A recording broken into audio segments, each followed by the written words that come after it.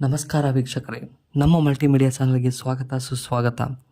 ವೀಕ್ಷಕರೇ, ಈ ಕಾರ್ಡ್ ಇದ್ದರೆ ನಿಮಗೆ ಸಿಗುತ್ತೆ 3,000 ಹಣ. ಹೌದು ವೀಕ್ಷಕರೇ, ಲೇಬರ್ ಇ ಶ್ರಮ್ ಕಾರ್ಡ್.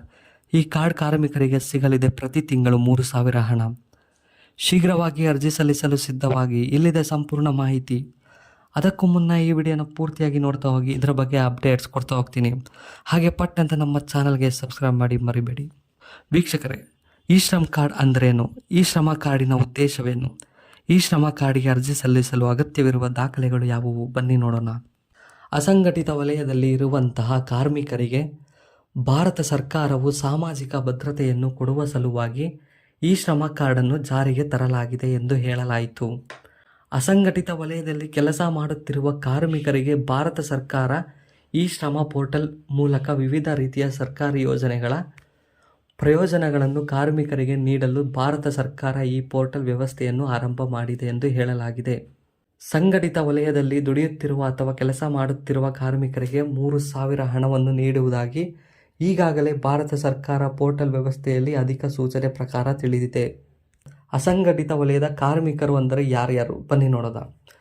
ಅಸಂಘಟಿತ ವಲಯದ ಕಾರ್ಮಿಕರು ಅಂದರೆ ವಸ್ತುಗಳ ಸರಕು ಸೇವನೆಗಳ ಅಥವಾ ಉತ್ಪಾದನೆ ಮಾರಾಟ ಮಾಡುವಂಥ ಸಂಸ್ಥೆಗಳಲ್ಲಿ ಆರ್ಟ್ ಕಾರ್ಮಿಕರಿಗಿಂತ ಕಡಿಮೆ ಉದ್ಯೋಗಿಗಳನ್ನು ಹೊಂದಿರುವ ಸಂಸ್ಥೆಗಳಿಗೆ ಅಸಂಘಟಿತ ವಲಯದ ಕಾರ್ಮಿಕರು ಎಂದು ಕರೆಯಲಾಗುವುದು.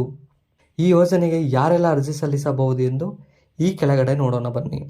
ವೀಕ್ಷಕರೇ, ಈ ಯೋಜನೆಗೆ ಅರ್ಜಿ ಸಲ್ಲಿಸುವಂಥ ಕಾರ್ಮಿಕರು: ಮೊದಲನೆಯದು ಕೂಲಿ ಕಾರ್ಮಿಕರು, ಎರಡನೆಯದು ರಿಕ್ಷಾ ಓಡಿಸುವವರು, ಮೂರನೆಯವರು ಕೃಷಿ ಕಾರ್ಮಿಕರು, ನಾಲ್ಕನೆಯವರು ತರಕಾರಿ ಮಾರುವವರು, ಐದನೆಯವರು ಗಾರೆ ಕೆಲಸದವರು. ಈ ಶ್ರಮ ಕಾರ್ಡಿನ ಉದ್ದೇಶವೇನು? ಬನ್ನಿ ತಿಳಿಯೋಣ.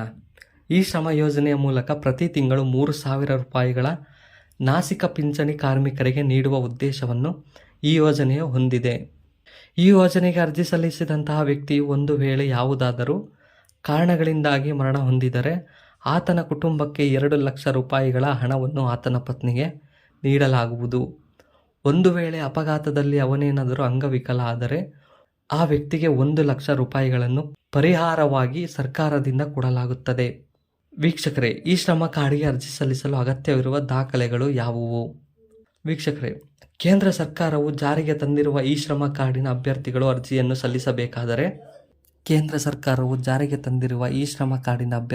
ಅರ್ಜಿಯನ್ನು ಸಲ್ಲಿಸಬೇಕಾದರೆ ಕೆಲವೊಂದು ಅಗತ್ಯ ದಾಖಲೆಗಳನ್ನು ಹೊಂದಿರಬೇಕು. ಅವುಗಳೆಂದರೆ ಮೊಬೈಲ್ ಸಂಖ್ಯೆ, ಆಧಾರ್ ಕಾರ್ಡ್, ಬ್ಯಾಂಕ್ ಪಾಸ್ಬುಕ್, ಆದಾಯ ಪ್ರಮಾಣ ಪತ್ರ, ಜಾತಿ ಪ್ರಮಾಣ ಪತ್ರ ಬೇಕಾಗುತ್ತದೆ. ಅಸಂಘಟಿತ ವಲಯದಲ್ಲಿ ಕೆಲಸ ಮಾಡಿರುವಂತಹ ಅನುಭವ ಪಡೆದಿರುವ ಪ್ರಮಾಣ ಪತ್ರ. ಈ ಮೇಲ್ಗಡೆ ಕೊಟ್ಟಿರುವ ಎಲ್ಲ ಮಾಹಿತಿಗಳನ್ನು ತೆಗೆದುಕೊಂಡು ಅರ್ಜಿ ಹಾಕಬಹುದು. ನೋಡಿದ್ರಲ್ಲ ವೀಕ್ಷಕರೇ, ನಿಮಗೆ ಈ ವಿಡಿಯೋ ಉಪಯೋಗ ಆಗಿದೆ ಅಂತ ಅನ್ಕೊತೀನಿ. ಇಷ್ಟ ಆದರೆ ಲೈಕ್, ಶೇರ್ ಮಾಡಿ ಅಂತ ಹೇಳ್ತಾ, ಇನ್ನೂ ಹೆಚ್ಚು ಅಪ್ಡೇಟ್ಗಳಿಗಾಗಿ ಸಬ್ಸ್ಕ್ರೈಬ್ ಮಾಡಿಕೊಳ್ಳಿ. ಜೈ ಹಿಂದ್, ಜೈ ಕರ್ನಾಟಕ. ಧನ್ಯವಾದಗಳು ಅಂತ ಹೇಳ್ತಾ ಈ ವಿಡಿಯೋನ ಮುಗಿಸ್ತಾ ಇದ್ದೀನಿ.